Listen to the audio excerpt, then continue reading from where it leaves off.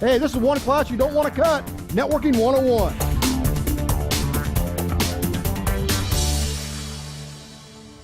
You know, when we're designing out our networks today, we're having to look at more higher speed options, right? Like 40 gig and 100 gig. But really, what is that? How did we make the jump from 10 gig to 40 gig and then from 40 to 100? Seems kind of odd, doesn't it? Let me show you what that all means.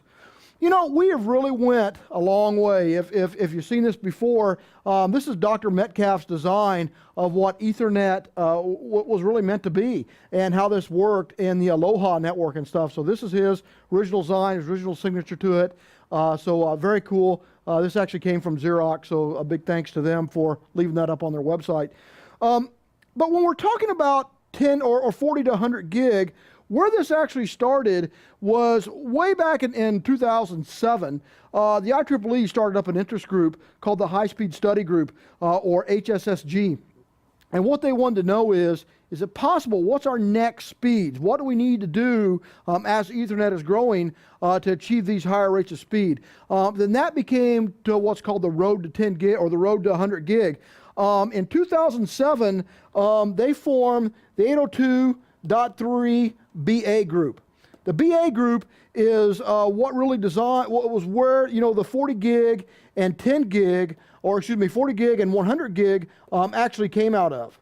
Now, there were a lot of proposals that were made to reach these speeds, but the winning proposal, the one that made the most sense, actually came from Mark Gustlin from Cisco. And what he said was, look, let's use more of a multi-lane distribution model inside the PCS that allows us to actually bond and bind links together, right? Kind of like Ether channel. So remember way back in networking class when we were first starting out, one of the best ways to connect switches together was to bond them with an Ether channel. And you know, you can use multiple types of formats or whatever, but you're taking a couple links and you're splitting that bandwidth and you're sharing it up. Works great, right? We run an algorithm on the background called Earl to kind of balance the traffic in some sense. 40 gig and 100 gig kind of work a very similar way. Let's take a look. Now, the proposal was to do this at the physical layer, but anytime you're working with the IEEE, they're incredibly protective of 802.3. We cannot change how that functions, right? So what we preserved and carried forward was that we're only going to operate this in full duplex. There is no more auto negotiation on 40G and 100G. It's all full duplex, which makes a lot of sense when we start to explain how the lane technology works. You just can't have links negotiating back and forth. We also preserve the minimum and maximum packet size, and then also the bit error rate of 10 to the negative 12. So we make sure we have some really good accuracy here. When you're traveling down speeds of that fast, you cannot have a lot of errors on that line because they're really going to stack up pretty darn quick. But the proposal was to not modify anything above layer 2 and the OSI model. So if we're looking at our layer 2 model here, and we've got our MAC layer, basically we're coming down to a MAC and we've got our physical layer, or inside the hardware it's called the PHY. The connecting layer between here is another layer called reconciliation, but we won't worry about that. That's not as important. But you have 3 different subsets in here. One of these, let me adjust this around a little bit so I can write a little bit easier. One of these is called PCS. Another one is, or another sublayer, if you will, is called PMA. And then another sublevel down here is called PMD. Now, the one we're looking at here is the physical coding sublayer, or PCS. PCS is where we made these changes, or where we built these lane technologies. So if you're looking at how we get to 40 gig on a line, what we did was we said, okay, we're going to build up 4 lanes of 10 gigabit. So down each one of these lanes, we'll travel 10 gig on these links. So 10G, 10G, 10G. When you add them up at the end, that's going to equal 40 gig, right? Now, I know some of you out there kind of feel like, I'm being ripped off, man. It's not really 40G in a sense. But here's how this works. It's pretty darn cool how they figured this out.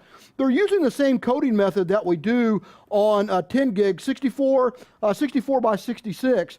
And what that really basically amounts to is that we start sending packets down here. Every 66 bit of packets, we're sending them down each of these lanes, and we're kind of striping across the lanes.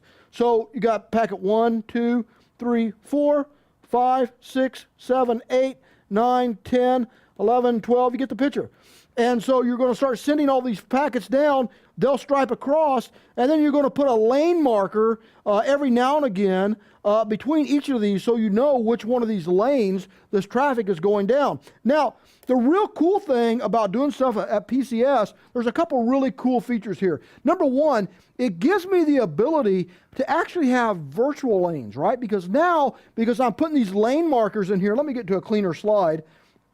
Now, as I'm looking at building out my PCS substrate in here, and I've got my lane markers in, as my traffic's going down, every now and then I'll just send out a marker that'll say, this is lane 1, this is lane 2, this is lane 3, this is lane 4.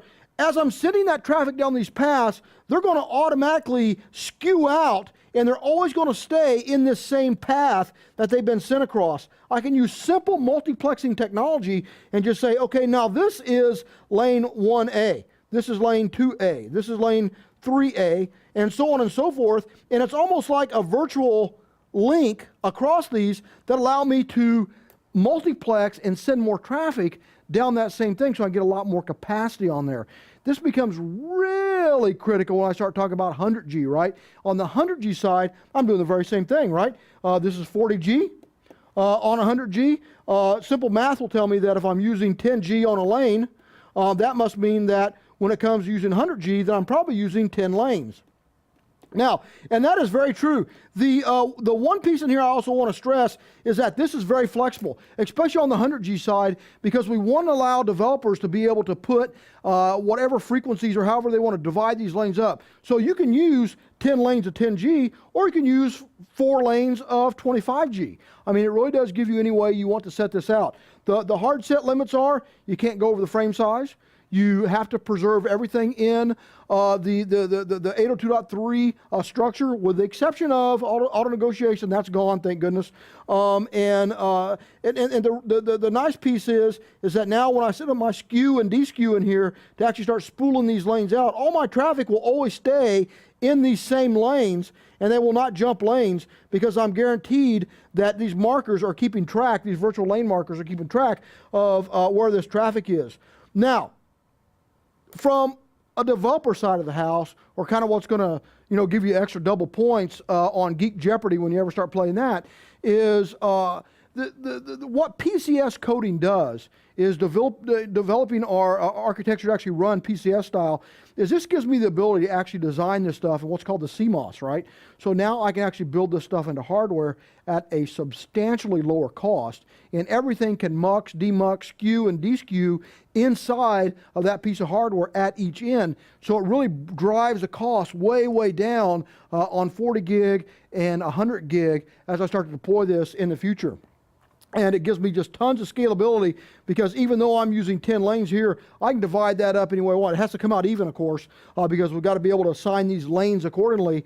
But the great thing about this is if you understand Ether channel, you really already understand 40 gig and 100 gig. It's really using that same technology just at the physical layer side of the house to get this going. Where are we going with this? Well, in the future, right now this stuff is, it can run on copper and fiber, but there has been a new group out, they just started in September, 802.3, take a look at them, BJ.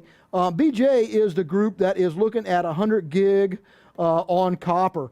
You've got a lot of issues there once you start doing this stuff on copper, but some smart minds, there's some great folks looking at this, and you're really going to see this really take off. And once you start doing it on copper, you really drive the cost down, because your CMOSs are a lot lower cost. So don't be afraid of 40 gig, 100 gig. Great technology, still preserves that incredibly nice, very tight tolerance for that 10 to the negative 12th bit rate error, and works great. I love it, man. I can't wait to start deploying it on more of my networks.